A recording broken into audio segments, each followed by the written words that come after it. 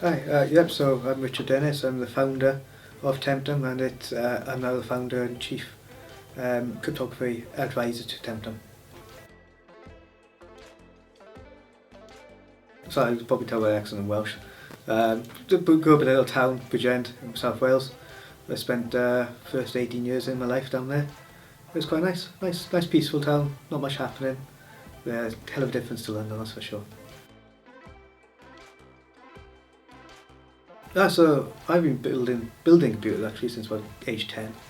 My old man, he used to work down tips and that, and bring home bits and pieces of computers. I was building them, figuring out what was going wrong, blowing them up, like setting fire to power supplies. That was good fun. But yeah, I've really been doing that now since about 10. I've never stopped doing it. Still building computers today, and that's really where it all started, and having fun with them. Yeah, I was very fortunate in school. So for my A levels, for example, I went through two sixth forms, so I could do computer science in one and not more ICT in the other. So that was really nice. That was the first one. They let me basically go to another school to learn that, and the network manager at the school as well. He was very friendly, and he basically took me under his wing, and I shadowed him for a while. And my first job was I finished school on the Friday. And on Monday morning then I walked back in, and I was a network technician at the time, just before university, so it was nice. But when you build them, it's fine. You understand how they work, and that's on a hardware level. And you start then having to put on software, and then software's cool, but you can only do so much. And this is back as well with MySpace, where you had to learn the little HTML tags and the colours. And from there then really it was just quite cool. Start with websites, built the first websites, great fun having seen your own website, but you're probably still up to date. And yeah, from there then, a bit of Python and seeing what I could break. That was always the aim, seeing what you could break with a bit of code. I don't really know, I've always thought I was pretty good, but it's just one of those things I just enjoy doing. I never used to compare myself to everybody else, so just got on with it basically and have fun.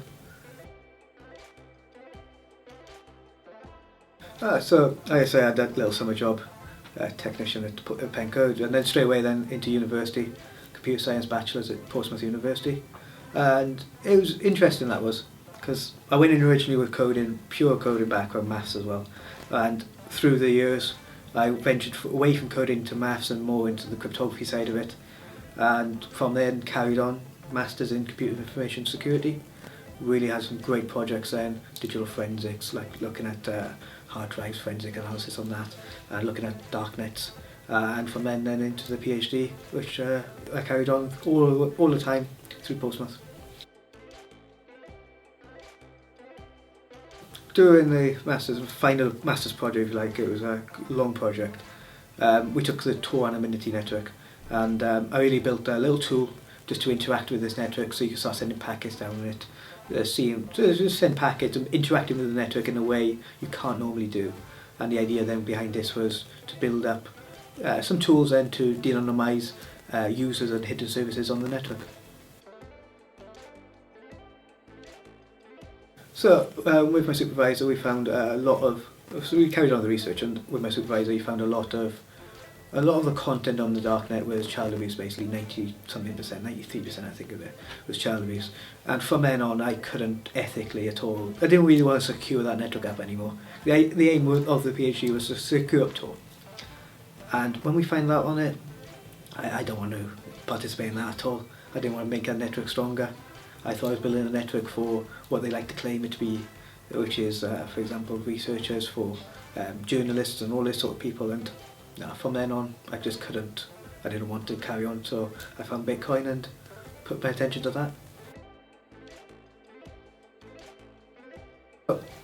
Where I started was 5-6 years ago now in cryptocurrencies, and back then, honestly, it was only used for buying a bit of drugs on Silk Road. That shows how long ago it was. And even back then, though, we found it was very hard to use. You needed to be basically a computer science educated degree level to even use the network. It was very complicated. Nobody had heard of it. It was slow, it was inefficient. And today, anybody, to give you an example, at the height of the cryptocurrency craze, my dad was asking about it.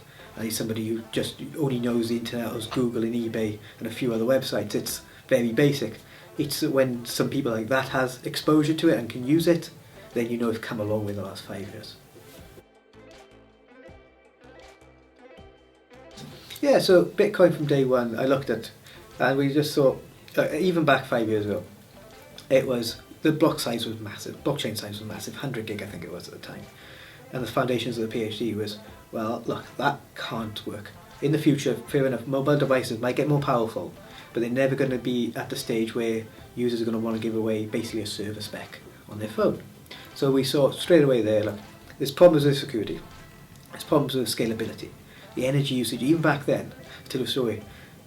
So I had little miners, these Butterfly Lab miners in my office, and it was pulling so much electric, I actually got noticed in the university, so I stopped mining bitcoins in the office.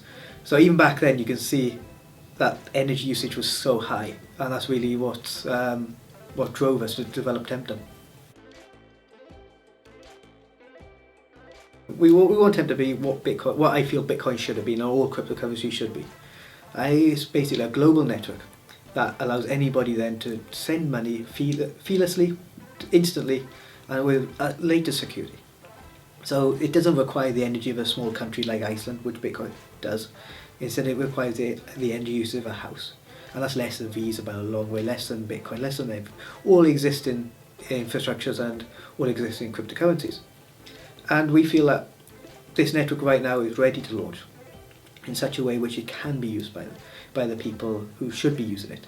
So rather than it being a specialist currency that we see only computer science degree educated people use, this should be now a currency for people on the street to buy their Starbucks with, to pay for things on the internet, and for them to have what cryptocurrency should be as far as I'm concerned, which is a very fast, very scalable, very energy efficient and secure way of transacting with each other globally, basically.